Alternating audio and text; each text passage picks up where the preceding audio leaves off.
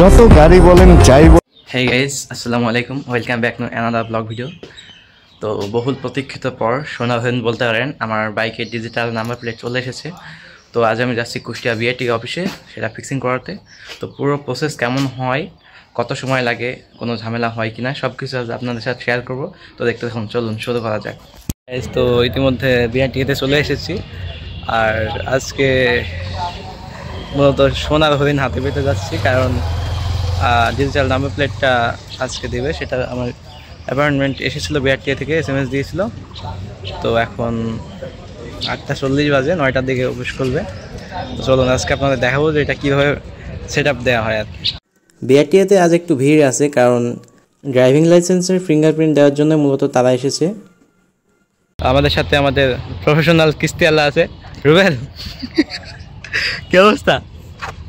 আচ্ছা, তো শহরে এসে সবচেয়ে ভালো লাগছে কোন জিনিস বল? বিআরটিএ থেকে SMS পাওয়ার পর অবশ্যই যে ডকুমেন্টগুলো সাথে আনতে ভুলবেন না, সেগুলো হলো বাইকের রেজিস্ট্রেশন পেপার এবং অরিজিনাল NID কার্ড।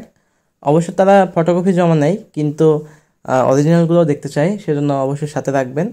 আর পুলিশের ঝামেলা এড়াতে ড্রাইভিং লাইসেন্স এবং ট্যাক্স টোকেন সাথে রাখবেন। আমাদের কাগজপাতি সব জমা দিয়ে শেষ, এখন আমরা বাইকের কাছে যাচ্ছি, ওনারা বাইকে নাম্বার প্লেটটি ফিক্সিং করবে। তো দেখতে থাকুন, এখন এটা ফিক্সিং করা হবে।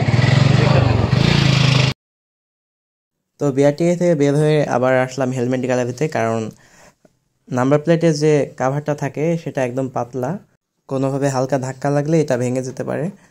সেজন্য আমি একটা সুজুকির কাভার নিয়ে নিলাম নাম্বার প্লেটটা সুরক্ষা দেওয়ার জন্য। মার্শাল্লাহ, কাভারটা অনেক সুন্দর লাগছে আর দেখে অনেক মজবুত মনে হচ্ছে। দেশের বিভিন্ন প্রান্ত থেকে আপনারা নিজ বাসায় ফিরবেন, তো সাবধানে বাইক রাইড করুন এবং বাসায় ফিরবেন। তো সবাইকে ঈদের অগ্রিম শুভেচ্ছা, ঈদ মোবারক। সবাই ভালোভাবে ঈদ উদযাপন করুন। তো আজকের ভিডিও এখানে শেষ করছি। ভিডিওটা যদি একটু ভালো লেগে থাকে তো অবশ্যই লাইক দেবেন এবং কমেন্টে আপনার মতামতটা জানিয়ে দেবেন। ঈদ বোনাস হিসাবে 100 সাবস্ক্রাইব পেতেই পারি, তো জলদি সাবস্ক্রাইব করুন।